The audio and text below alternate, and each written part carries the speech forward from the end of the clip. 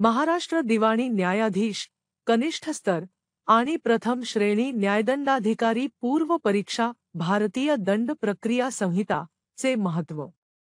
उमेदवारांसाठीची सखोल समज आवश्यक आहे. भारतीय दंड प्रक्रिया संहितेतील महत्त्वाचे घटक. प्रारंभिक तरतुदी. कलम 2 अंतर्गत संज्ञा आणि व्याख्या. फौजदारी न्यायालयांचे घटनाक्रम व कार्यालये. फौजदारी न्यायालयांची श्रेणी व अधिकार कलम 6 ते 25. न्यायालयांचे अधिकार.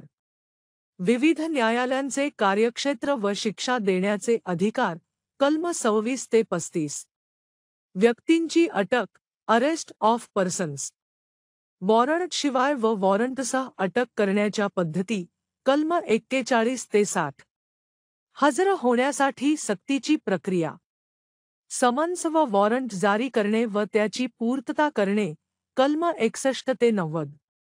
गोष्टी सादर करण्यास सक्ती.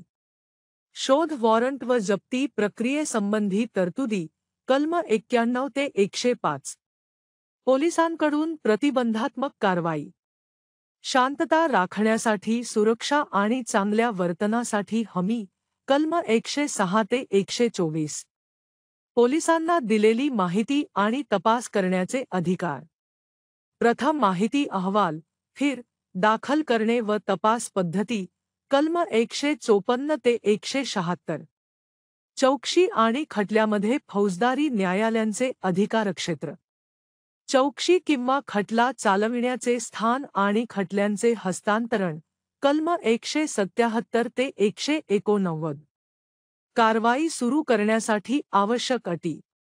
न्यायदंडाधिकाऱ्याद्वारे गुन्ह्यांची दखल कलम 190 ते 199. न्यायदंडाधिकाऱ्यांकडे तक्रारी. तक्रार दाखल करण्याची प्रक्रिया आणि तक्रारदाराची चौकशी कलम 200 ते 203. न्यायदंडाधिकाऱ्यांसमोर खटला सुरू करणे. प्रक्रिया जारी करणे आणि तक्रारी फेटाळण्याची प्रक्रिया कलम 204 ते 210. आरोपपत्र. आरोप ठरवणे, बदल करणे आणि एकत्र जोडणे कलम 211 ते 224. खटल्याच्या प्रक्रिया. सत्र न्यायालय खटले. सत्र न्यायालयासमोर खटल्याच्या प्रक्रिया कलम 225 ते 237. वॉरंट खटले न्यायदंडाधिकाऱ्यांकडून वॉरंट खटल्याची प्रक्रिया कलम 238 ते 250. समन्स खटले न्यायदंडाधिकाऱ्यांकडून समन्स खटल्याची प्रक्रिया कलम 251 ते 259. संक्षिप्त खटले. संक्षिप्त खटल्याच्या प्रक्रिया कलम 260 ते 265. दोष कबुलीवर समझोता, प्ली बार्गेनिंग. दोष कबुली करारासंबंधी तरतुदी कलम. न्यायनिर्णय. न्यायनिर्णय देण्याची पद्धत आणि त्यातील आवश्यक बाबी कलम 353 ते 365.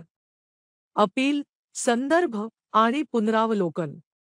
अपील करण्याची प्रक्रिया उच्च न्यायालयाकडे संदर्भ आणि पुनरावलोकन कलम 372 ते 405. विविध तरतुदी. जामीन प्रक्रिया, हमीपत्र आणि मालमत्तेचे निपटारा कलम 436 ते 450. निष्कर्ष. भारतीय दंड प्रक्रिया संहितेतील सखोल ज्ञान केवळ पूर्व परीक्षा उत्तीर्ण होण्यासाठीच नव्हे तर मुख्य परीक्षा आणि मुलाखत टप्प्यासाठीही आवश्यक आहे. ची मूलभूत समज उमेदवाराला न्यायव्यवस्थेतील प्रक्रिया योग्य प्रकारे हाताळण्यास मदत करेल.